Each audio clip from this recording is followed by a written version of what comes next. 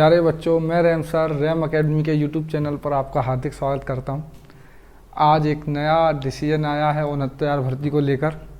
तो बहुत सारे बच्चे जो अभी नए जुड़े हैं या केबीएस, सुपर टेट, यूपी के एग्ज़ाम्स की तैयारी कर रहे हैं, उनके लिए हो सकता है कम समझ में आ रहा हो, या बहुत पुराने बच्चे जो पास कर चुके हैं, टीचर हैं, उनके लिए भी एक सूचना है, क्योंकि वो अपने जूनियर या भाई बहनों को बताना चाहते हैं, या वो अभ्यर्थी जो यहीं रैम एकेडमी पढ़ते थे और अभी 69 भर्ती के एक और अगले पड़ाव पे पहुँचे हैं, आगे क्या हो सकता है क्या नहीं हो सकता, इन सब की एक विस्तृत जानकारी लेते हैं और बिल्कुल न्यूट्रल रहते हुए, ना किसी एक पक्ष में ना किसी दूसरे पक्ष में, मैं आपको पूरा जो भी मेरा अनुभव में पिछले 2010 से ये सारी चीज़ों को देख रहा हूँ कि उत्तर प्रदेश में भर्तियाँ कैसे हो रही हैं।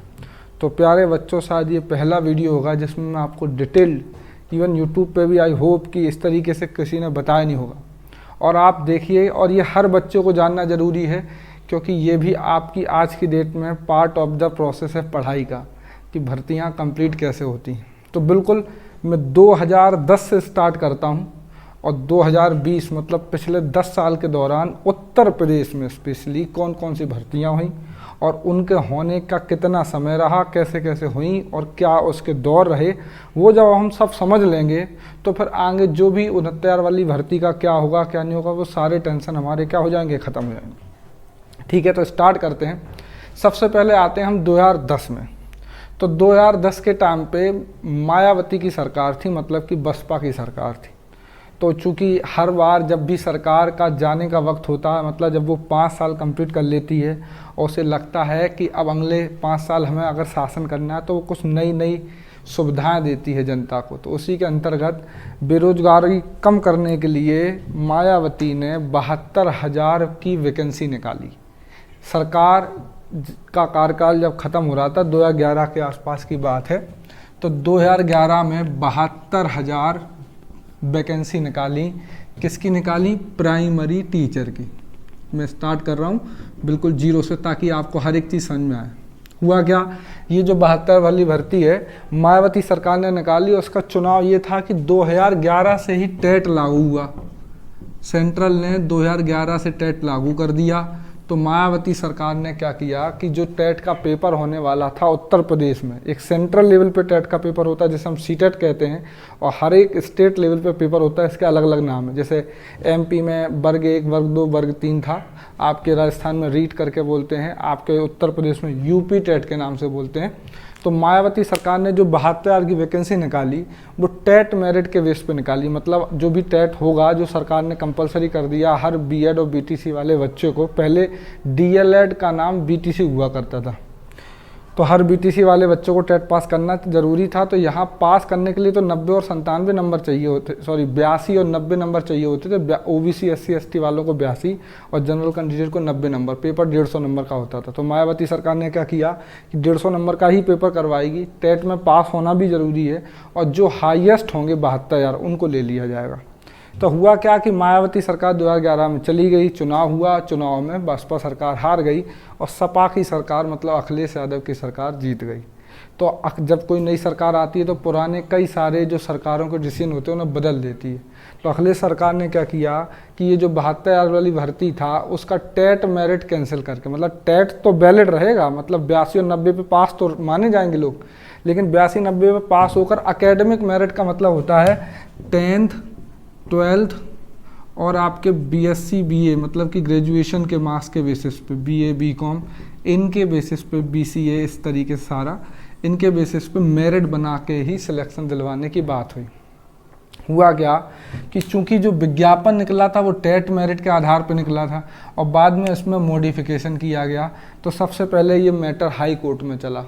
हाई कोर्ट के बाद ये मैटर कहाँ चला गया, हाई कोर्ट ने मैटर के ये एकेडमिक मेरिट को अलाउ कर दिया कि जो भी सरकार चाहती है वैसा ही होगा। उसके बाद फिर से ये जो कैंडिडेट थे मतलब 2 भागों में बट गए। एक टेट मेरिट, क्योंकि जिसके नंबर 110-20 के ऊपर थे उससे लगता था कि मेरा तो ऐसे सिलेक्शन आया, और जिसके नंबर 110-20 के नीचे थे तो वही सोचता था कि मेरिट से हो जाए।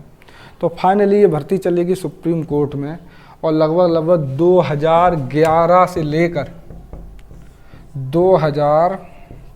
2015 तक लगभग करीब टोटल कितने साल, 4 साल तक ये लोग आपस में लड़ते रहे। फाइनली सुप्रीम कोर्ट ने मूल विज्ञापन पे, मतलब कि टेट मेरिट पे भर्ती करी। सितंबर 15 के आसपास ज्वाइनिंग होने लग गई। उसमें एक कहानी थी कि 72 वाले भर्ती में अधिकतर बीएड वाले थे, बीटीसी वाले बच्चे कम थे। तो डिसीजन ये हुआ कि उनको ब्रिज कोर्स कराया जा रहा था 6 महीने का, और 6 महीने का ब्रिज कोर्स जो भी पार कर लिया करता था बीटीसी के बिहाफ पे, तो वो बीटीसी का मानकर उसको दे दी जाती थी। 2 चरणों में हुई, एक कुछ सितंबर 15 में, कुछ उसके पहले। तो इस तरीके से भर्ती को लगभग 4 साल लग गए 72 वाली भर्ती कंप्लीट होने पे। किस पे हुई? टेट मेरिट पे हुई। इसी दौरान ये तो हो गया पहला, ये सबसे पहली भर्ती आई थी। फिर अखिलेश सरकार में एक भर्ती निकाली गई 10,000। ये नियम था पहले कि बीटीसी वाले जो बच्चे हुआ करते थे, हर साल 10,000 कैंडिडेट पूरे प्रदेश में लिए जाते थे, और जैसे वो पास होते तो अगली बार उन्हीं 10,000 का विज्ञापन निकाल दिया जाता था। तो जो 2010 बैच तक बीटीसी वाले बच्चे थे, उनके लिए 2012 में 10,000 भर्ती निकाली गई और ये कंप्लीट हो गई। इसमें कोई ज़्यादा विवाद नहीं रहा, क्योंकि सारा विवाद टेट मेरिट वाली की वजह से था, इसमें कोई विवाद नहीं था। और ये किस पे कंप्लीट हुई थी? एकेडमिक मेरिट, मतलब कि 10th 12th के बेसिस पे हुई। तो ये दूसरी भर्ती हो गई और ये पहली। ठीक है, अब आते हैं तीसरे नंबर की भर्ती पे। तीसरे नंबर की भर्ती को बोलते हैं उत्तर प्रदेश में 15,000 भर्ती, मतलब 15,000 टीचरों का चयन। अब इसमें देखिए कैसे कहानी बढ़ी कि 15,000 वाली भर्ती जो थी वो 2011 के बीटीसी बैच और 2012 का बीटीसी बैच। ये बैच का मतलब ये है कि जिस सन में उन्होंने बीटीसी में एडमिशन लिया, तो 2011 में जिन्होंने एडमिशन लिया और 2012 में जिन्होंने एडमिशन लिया। 2012 में एडमिशन के टाइम पे पहले 2 तरीके की बीटीसी हुआ करती थी, डाइट से, और 2012 में पहली बार 6 महीने बाद प्राइवेट स्कूलों को भी मान्यता दे दी गई कि चूंकि बीएड वाले ज़्यादा थे, बीटीसी वाले नहीं थे, 1 से 5 तक बीटीसी वालों की ज़रूरत थी। तो 2012 में ही 6 महीने बाद प्राइवेट कॉलेजों को मान्यता दे दी गई कि आप भी बीटीसी कराओ। तो इस तरीके से 2012 में जाके बीटीसी कैंडिडेट की संख्या बढ़ गई। अदरवाइज 2012 के पहले तक हर साल लगभग 10,000 कैंडिडेट ही बीटीसी पास करते थे, टॉप मेरिट के बेसिस पर उनका चयन होता था। तो फाइनली 15,000 वाली भर्ती मतलब दिसंबर 14 के आसपास उसका विज्ञापन आया। वो विज्ञापन तो आया था 2011 वालों के लिए, फिर जो डाइट के 2012 बैच के कुछ स्टूडेंट थे, उन्होंने थोड़ा सा धरना वरना दे के रिक्वेस्ट करके उनको भी शामिल कर लिया गया। अब उसमें मामला क्या हुआ कि जब ये विज्ञापन आया तो उसमें ये नहीं लिखा था कि लास्ट कट ऑफ डेट क्या होगी। तो हुआ क्या कि 2011 के जो भी बीटीसी कर चुके थे वो भी, 2012 के डाइट वाले बीटीसी हो चुकी थी तो उनको भी भर दिया, और जो 2012 के प्राइवेट बैच के स्टूडेंट थे उन्होंने भी इस फॉर्म को भर दिया। तो फाइनली क्या हुआ कि अप्रैल या मई फंदा के आसपास ज्वाइनिंग लेटर मिलने वाला था, लेकिन चूंकि प्राइवेट वालों को मना कर दिया गया था क्योंकि वो वैलिड नहीं थे, उनका कोर्स पूरा नहीं हुआ था। तो फाइनली वो कोर्ट चले गए, और फिर देखिए करीब फरवरी 15 से लेकर जुलाई 16, मतलब इस भर्ती को कितने साल हो गए? 1.5 साल लग गए पूरा होने में। देखो 72,000 वाली भर्ती को कितने साल लग गए? 4 साल। फिर 10,000 वाली भर्ती तो जल्दी हो गई, फिर 15,000 वाली भर्ती को कितने साल लग गए? 1.5 साल में पूरी हुई। मतलब कि जो विज्ञापन दिसंबर 14 में निकला था, फरवरी 15 में उसके पूरे चांसेस थे, फाइनली जुलाई 16 में जाके वो मिला। इसके बाद क्या हुआ कि जस्ट इसके बाद जो बच्चे रह गए थे 2011 व 2012 बैच के और प्राइवेट बच्चे जो बहुत ज़्यादा थे, उनके अलग से फिर से अखिलेश सरकार ने 16,448 भर्ती निकाली, क्योंकि उस टाइम पे वो टाइम आ गया था जब चुनाव होने की प्रक्रिया चलने वाली थी। तो 16,448 भर्ती निकली जुलाई अगस्त के आसपास। ये सबसे जल्दी भर्ती होने वाली पहली भर्ती थी जो बहुत जल्दी हुई, और मात्र 4 माह में पूरी हो गई। ये बहुत लकी भर्ती रही, 4 माह में पूरी हो गई। तो सितंबर 16 में, मतलब देखिए जुलाई 16 में 1.5 साल बाद उन बच्चों को मिला जो 15 वाली भर्ती में शामिल थे, और 16,448 भर्ती आई, 4 माह में ही पूरी हो गई। सितंबर 16 में उनको भी ज्वाइनिंग लेटर मिल गया। तो ये चौथी भर्ती 16,448 की कंप्लीट हो गई। इसी दौरान क्या हुआ कि एक केस चल रहा था शिक्षा मित्रों को, जिसमें अखिलेश यादव सरकार ने शिक्षा मित्रों को परमानेंट टीचर बना दिया था बिना टेट पास किए हुए, जबकि केंद्र सरकार ने कह दिया था 2011 के बाद कोई टीचर बनेगा जिसे 30-40 हज़ार रुपये मिलेंगे तो उसे टेट पास होना क्या है ज़रूरी। लेकिन अखिलेश सरकार ने एक विशेष अध्यादेश के तहत जो भी शिक्षा मित्र थे, क्योंकि इनकी संख्या लगभग 1.5 लाख थी, तो जो भी शिक्षा मित्र थे उनकी मांग पर बिना टेट पास किए ही शिक्षक बना दिया। तो जो टेट पास किए हुए लोग थे 72 वाले और इस BTC वाले, उन्होंने इनके खिलाफ केस कर दिया और वो केस काफ़ी लंबे समय तक चला। लेकिन 15 के बाद 2016 के आसपास इसका निर्णय आ गया और कह दिया गया इलाहाबाद हाई कोर्ट ने 1.5 लाख शिक्षा मित्रों को कि भैया इनको वैलिड नहीं माना जाएगा क्योंकि इनके पास टेट नहीं है। तो हुआ क्या कि बेसिक शिक्षा विभाग में ये जो 1.5 लाख भर्तियां हैं ये खाली हो गई। फिर ये मैटर सुप्रीम कोर्ट गया।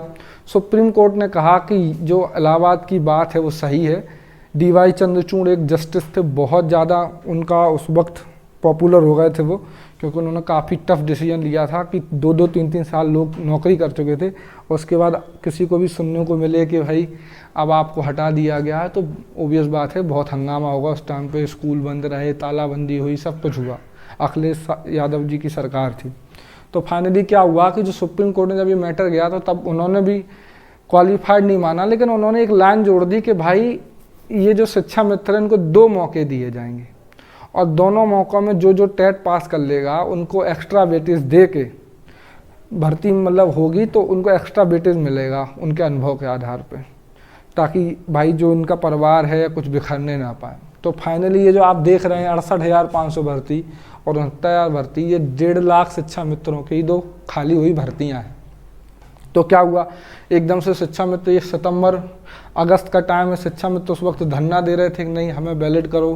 केंद्र सरकार स्पेशल आदेश लाए ताकि हम लोगों को फिर से मान लिया जाए, टेट की पास करने की ज़रूरत न पड़े, क्योंकि वो पढ़ाई से दूर हो चुके थे, उनके अपने तर्क थे। लेकिन किसी ने कोई बात नहीं मानी, क्योंकि गवर्नमेंट भाजपा की थी सेंट्रल में और प्रदेश में थी अखिलेश यादव सरकार।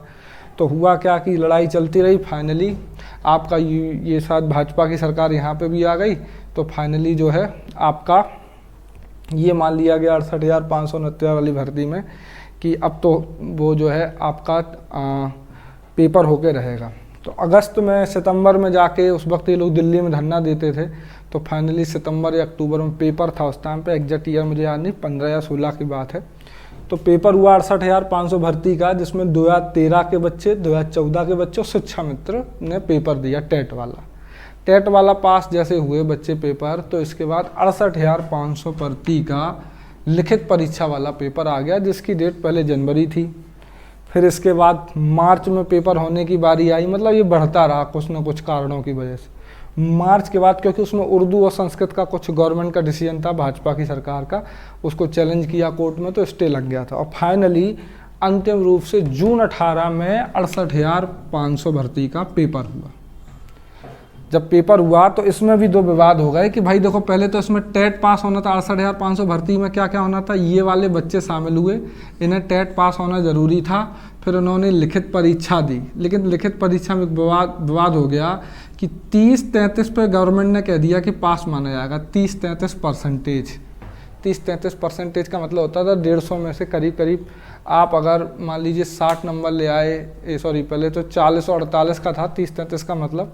फिर इसके बाद जो है आपका 40-45 लग गया, मतलब कि OBC SC ST वाले आपके 60 नंबर लेके आएंगे तो पास माने जाएंगे, और जो आपके जनरल वाले बच्चे हैं वो 67 अंक लेके आएंगे तो पास माने जाएंगे।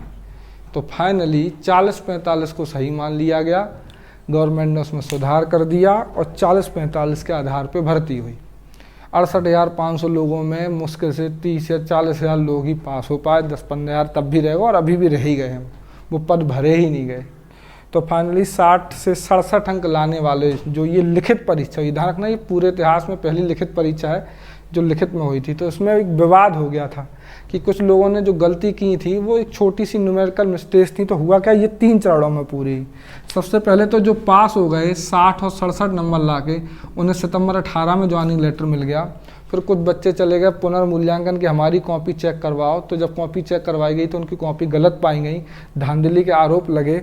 और फाइनली मार्च और अप्रैल में जाके फिर से पुनर्मूल्यांकन हुआ और पुनर्मूल्यांकन वाले बच्चों को अनिरुद्ध जी की एक याचिका थी, एक कैंडिडेट थे अनिरुद्ध जी, उनके याचिका के आधार पे मार्च अप्रैल में पुनर्मूल्यांकन के आधार पे वापस कुछ बच्चों को ज्वाइनिंग मिली।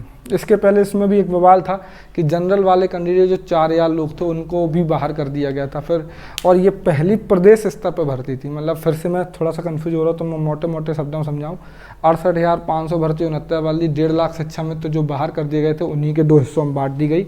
68,500 में जब भर्ती हुई तो टेट पास होना जरूरी था, ये लिखित परीक्षा थी और उसमें पहले 30-33% पे पास होना जरूरी था। मतलब करीब 40 नंबर आप ले आइए 150 में से और 45 या 46 तो आप पास माने जाएंगे। लेकिन बाद में फिर जब कोर्ट में गया तो कोर्ट ने इसे 40-45% कर दिया। मतलब OBC SC ST वाले 60 अंक जो लाए हों और वैसे 67 जो अंक लाए होंगे वो पास माने जाएंगे। फिर इसके बाद कुछ जनरल कैंडिडेट बाहर हो गए, लेकिन फिर सरकार ने उन्हें भी अंदर कर लिया और फाइनली पहली बार मेरिट के आधार पर प्रदेश स्तर पर, मतलब ये था पहले जिले स्तर पर ही होती थी भर्ती, प्रदेश स्तर पर अच्छी मेरिट वाले बच्चों को बाहर भेज दिया गया और जो हाई मेरिट वाले थे वही रहे। बाद में कुछ 4000 जो बच्चे बचे थे उन्हें फिर लोकल ज़िले में ही दे दिया गया। उस वजह से कई बार विवाद छड़ा रहता था, वो भी एक अलग इशू है। फिर बाद में पुनर्मूल्यांकन कॉपी में धांधली हुई, चेक हुई, बहुत सारे बच्चों की कॉपी उन्होंने वकील कर करके चेक करवाई, तो वापस मार्च अप्रैल 19 में जाके फिर से कुछ 6000-7000 लोगों 4000 के आसपास लोग थे उन्हें फिर से ज्वाइनिंग लेटर मिला। और मैं आपको बता दूं अभी अप्रैल 2020 में फिर से उसी भर्ती के कुछ 3-4,000-5,000 लोगों को अभी आवेदन करने का मौका मिला है। अनिरुद्ध की फिर से याचिका में वो पास माना गया और भी कई सारे लोग पास माने गए। तो सोचिए 68,500 भर्ती जो जनवरी 18 से चालू हुई, सितंबर 18 में कुछ बच्चों को उसका ज्वाइनिंग लेटर मिला, उसके बाद मार्च अप्रैल 19 में मिला और अब जाके अप्रैल 2020 में भी कुछ बच्चों को ज्वाइनिंग लेटर मिलेगा। मतलब अगर देखा जाए पूरे तरीके से इसे कंप्लीट होने में 2 साल लग गए। ठीक है गाइस, अब आते हैं बात किस पर, 69,000 भर्ती जो अभी चल रही है। याद रखें 69,000 वाली भर्ती में सबसे पहले जो है आपका दिसंबर में पेपर हुआ सीटेट का भी और यूपी टेट का भी 18 में। तो 18 में टेट का पेपर होने के बाद 1 महीने बाद 6 जनवरी 2020 को पेपर हुआ। इसमें भी बहुत मुद्दे रहे, कोर्ट में केस चलता रहा, कुछ लोगों को लगता था 6 जनवरी पेपर होगा, कुछ लोगों को लगता था नहीं होगा। फाइनली 6 जनवरी 2020 को पेपर हुआ। 7 जनवरी को एक सरकार जो भाजपा की सरकार थी उसने लेटर निकाला कि मैं उन बच्चों को पास मानूंगा जिनकी 60-65% कट ऑफ होगी। और 6 जनवरी के पहले उन्होंने कह दिया था कि कट ऑफ 30 से 33% रहेगी। 60-65% कट ऑफ का मतलब देखिए 40-45 का मतलब 60 और 67 अंक होना जरूरी है। तो 60-65% का मतलब था कि 150 में से 90 नंबर और 97 अंक लाना जरूरी है। इसका मतलब ये हुआ कि टेट में पास होने के लिए 82 और 90 नंबर चाहिए था। अब उसके बाद जो अगली जो लिखित परीक्षा की जगह आपकी बार ऑप्शनल पेपर हुआ था तो उसमें 90 या 97 नंबर आना चाहिए था। तो इसके आधार पे क्या हुआ कि सबसे पहले भैया तुरंत जैसे ये डिसीजन लिया गया कि मैं तो उन्हीं बच्चों को पास मानूंगा जिनके 150 में से 90 या 97 होंगे। तो बच्चों का ये कहना था कि आप ये बात 6 जनवरी के पहले बता देते, जब पेपर हो गया उसके बाद क्यों। तो सरकार ने कहा ये हमने कट ऑफ नहीं, हमने ये पासिंग मार्क नहीं डिसाइड किया हुआ, ये तो हम कट ऑफ डिसाइड कर रहे हैं क्योंकि बहुत सारे लोगों ने ये फॉर्म भर रखा है। तो शिक्षा मित्र चूँकि मतलब उनका वैसे ही पढ़ाई छूटा हुआ था तो उनके नंबर 90-97 आना मुश्किल था। मतलब मुश्किल से अभी भी अगर 30-40 हज़ार शिक्षा मित्र भी हैं तो उसमें से मुश्किल से अभी अगर 90-97 जो लगा है तो 4 या 5 हज़ार कैंडिडेट होंगे जो पास माने जाएंगे। तो इसी बात की लड़ाई चल रही थी। तो फाइनली पहले क्या हुआ, ये कोर्ट में मैटर चला गया। 7 जनवरी 2019 के बाद कोर्ट में मैटर चला गया। अभी जस्ट सितंबर अक्टूबर 19 में सिंगल बेंच के जज राजेश चौहान ने इसे 40-45 पर करने का आदेश दे दिया। 40-45 का मतलब पासिंग मार्क 60 और 67 अंक रहेंगे। लेकिन जो बीएड और बीटीसी के टॉप मेरिट के अभ्यर्थी हैं और उन्होंने डबल बेंच जाने का मन बना लिया, वो डबल बेंच गए। डबल बेंच में 2 जज हैं, आपके लखनऊ बेंच में सुनवाई चल रही थी। आपका नाम था पंकज कुमार जायसवाल और करुणेश सिंह पवार। 156 2019 के अपील में आज एक डिसीजन आया है जिस पर ये राघवेंद्र प्रताप सिंह जी एक याचिकाकर्ता हैं, उन्होंने उनकी अपील पर डिसीजन आया। ऑपरेटिव पार्ट सुना गया है, शाम तक अभी ये जो है आपका ऑर्डर अपलोड हो जाएगा। तो इसमें कहा गया है कि डबल बेंच ने जो आदेश दिया है कि 3 माह के अंदर आप भर्ती कराएं। ये वाली 69 वाली भर्ती देखिए अब कितना साल हो गया, 6 जनवरी 2019 को इसका पेपर हुआ था, सॉरी फॉर दैट। और अब जो है आज 6 मई 2020 है, मतलब करीब करीब इसको भी कितना साल हो गया है, 1.5 साल। तो डबल बेंच तक का आदेश आ गया है। डबल सिंगल बेंच के हिसाब से 40-45 जरूरी था, डबल बेंच के हिसाब से 90-97 सही है। तो अब फिलहाल में डबल बेंच का जो आदेश है उसके आधार पे 90-97 नंबर लाके जो पास हुए, 90-97 मतलब 90 नंबर वह जो ओबीसी SC/ST वाले हैं और 97 नंबर जो जनरल वाले हैं। जनरल वाले अगर 97 नंबर लाए होंगे तो वो पास माने जाएंगे 69 वाली भर्ती में और वो आवेदन करने के लिए एलिजिबल होंगे। और ओबीसी SC/ST वाले अगर 90 नंबर लाए होंगे 150 में से तो वो पास माने जाएंगे और भर्ती में एलिजिबल होंगे कैंडिडेट होने के। इसमें मेरिट भी है और प्लस एकेडमिक मेरिट के आधार पे भी पिछली वाली भर्ती भी हुई थी 68,500 वाली भी, 69 वाली भर्ती भी होगी। अब बात आती है कि इसके आगे क्या होगा। देखिए अब इसके आगे 2 बातें हैं। देखिए मैं आपका फिर से बोलूँ तो 69 वाली भर्ती में 90 और 97 डबल बेंच के आदेश के हिसाब से 90 और 97 वाले कट ऑफ डिसाइड हो चुकी है। मतलब ओबीसी SC/ST वाले 90 नंबर पे पास माने जाएंगे, 97 नंबर पे जनरल वाले पास माने जाएंगे। अब अगर सब कुछ अच्छा रहा तो 3 माह के अंदर भर्ती हो सकती है। सिर्फ 2 जगह प्रॉब्लम हो सकती है। क्या होगा कि सबसे पहला क्या कि आंसर की जो आई थी उसमें 2-3 विवाद थे 2-3 क्वेश्चनों पर। एक गुरु गोरखनाथ वाला था कि गोरखनाथ संप्रदाय कौन थे, तो एक वो 2-3 क्वेश्चन और थे, कर्नाटका का मंदिर वाला है। तो अगर हम उस हिसाब से देखें तो एक तो आंसर की में ये 3 क्वेश्चन कंट्रोवर्सी है। अब देखिए आंसर की कब आती है और उसका आंसर क्या आते हैं, उसके ऊपर कोई आपत्ति तो नहीं होती। अगर आपत्ति होगी तो फिर से ये आपके मतलब कोर्ट के अंदर चली जाएगी और फिर से कोर्ट का जब तक डिसीजन नहीं आएगा तब तक पूरी नहीं होगी। तो एक तो ये चांस है इसके रुकने का। और दूसरा चांस क्या है कि ये भर्ती जैसे कि 72 वाली भर्ती पहले हाई कोर्ट, मतलब हाई कोर्ट में सिंगल बेंच होती है और डबल बेंच। सिंगल बेंच का मतलब सिंगल जज सुनेगा जैसे राजेश चौहान जी ने सुना, और डबल बेंच का मतलब ये 2 जजों ने मिलकर सुना ताकि ज़्यादा अच्छे से पहलू को समझ सकें। तो इसके बाद अब ये भर्ती कहाँ जा सकती है, सुप्रीम कोर्ट में। और आई होप कि ऐसा होगा ही सही कि भाई जो लोग हार गए हैं उनकी भी संख्या ज़्यादा है तो वो सुप्रीम कोर्ट में जाएंगे। अब सुप्रीम कोर्ट में उनकी जो अपील है वो ली जाती है या डिसमिस कर दी जाती है, स्टे नहीं होता है। तो अगर स्टे नहीं होता है तो 3 माह के अंदर ये वाली सरकार इसको करने के पक्ष में है। आज द्विवेदी जी का भी बयान आ चुका है, CM ऑफिस का भी बयान आ गया है, क्योंकि वो भी चाहते थे कि 69,000 वाली भर्ती 90-97 अंकों पर ही हो। तो देखिए ये सारा प्यारे बच्चों एक डिसीजन है। अब आपको 2 तैयारी करनी है। मैं दोनों के पक्षों के हिसाब से बोल रहा हूँ। जो लोग 90-97 वाले पास आउट हैं, एक तो वो दुआ करें कि आंसर की में कोई कोर्ट स्टे ना हो पाए, और दूसरा सुप्रीम कोर्ट में जाके देखिए क्या होता है। बाकी फाइनल कोर्ट का डिसीजन ये है 90-97 वाले एलिजिबल होंगे और 3 माह के अंदर सरकार को भर्ती करनी है। सरकार के बेसिक शिक्षा विभाग के मंत्री द्विवेदी जी, सतीश चंद्र द्विवेदी का बयान आ चुका है कि हम इस भर्ती को जल्दी से जल्दी करना चाहेंगे। दूसरी चीज़ CM ऑफिस का ट्विटर हैंडल से भी आ चुका है कि ये हम भी चाहते हैं। अब आप याद रखें 3 माह के अंदर भर्ती पूरी कर देंगे, लेकिन चूंकि लॉकडाउन चल रहा है तो हो सकता है कि ज्वाइनिंग लेटर आपको बाद में दें। जब से आपको ज्वाइनिंग लेटर मिलेगा तभी से आपकी सैलरी आना क्या होती है, चालू। इस बात का विशेष ध्यान रखेंगे, ठीक है। तो प्रे फॉर गॉड कि सब कुछ अच्छा हो। दूसरे पक्ष के लोग जिनका अभी नहीं हुआ है तो सुप्रीम कोर्ट में अपने तैयारियां करें कि किस तरीके से वो और अपने केस को स्ट्रॉन्ग करके रख सकते हैं। तो this is all about all भर्ती रिलेटेड टू यूपी कि किस तरीके से। फिर से मैं एक समरी देता हूँ 2 मिनट के अंदर। सबसे पहले 72 वाली भर्ती मायावती सरकार में आई, टेट मेरिट के आधार पर सिलेक्शन होना था। 2011 की हुई भर्ती 2015 सितंबर तक कंप्लीट हुई जाके, और करीब करीब 4 साल लग गए इसको होने में। अखिलेश सरकार ने क्यों लग गई, क्योंकि ये टेट मेरिट पे थी, अखिलेश सरकार ने कह दिया कि इसे एकेडमी मेरिट पे करना है। ये दोनों आपस में लड़ने लग गए और फाइनली ये भर्ती सुप्रीम कोर्ट हाई कोर्ट से सुप्रीम कोर्ट होते हुए फाइनल हुई। इसके बाद एक 10,000 बीच में भर्ती आई, इसे ज़्यादा समय नहीं लगा, हल्की हाल आई और अगले 4-5 महीने कंप्लीट हो गई। फिर 15 वाली भर्ती आई, इसे 1.5 साल लग गया कंप्लीट होने में कोर्ट की वजह से ही।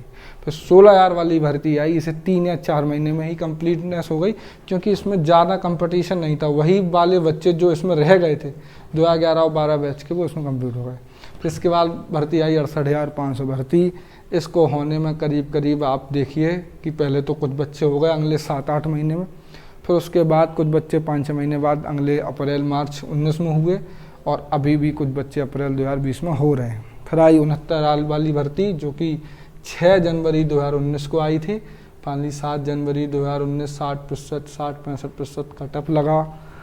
90-97 पे अभी पहले डिसीजन आया था 40-45 का, अब 90-97 है। 3 माह के अंदर भर्ती कंप्लीट करने को बोला है। इसमें 2 ही बाधाएं हैं कि या तो आपके आंसर की पे कोई दिक्कत ना आ जाए, या फिर ये केस सुप्रीम कोर्ट में जाके स्टे ना लग जाए। तो आई होप कि दोनों के लिए अच्छा हो, आगे भी बढ़िया रहे सब कुछ। दिस इज ऑल अबाउट 69 भर्ती का विश्लेषण था। धन्यवाद। वीडियो अच्छा लगे तो लाइक और सब्सक्राइब करें, और अगर कुछ सुझाव देना चाहें, आगे मैं अपने चैनल पे 69 भर्ती से रिलेटेड एक अलग से सेक्शन ही बना दे रहा हूँ। तो जो भी 69 भर्ती से रिलेटेड अपडेट हुआ करेंगी वो मैं आपको बता दिया करूँगा। धन्यवाद।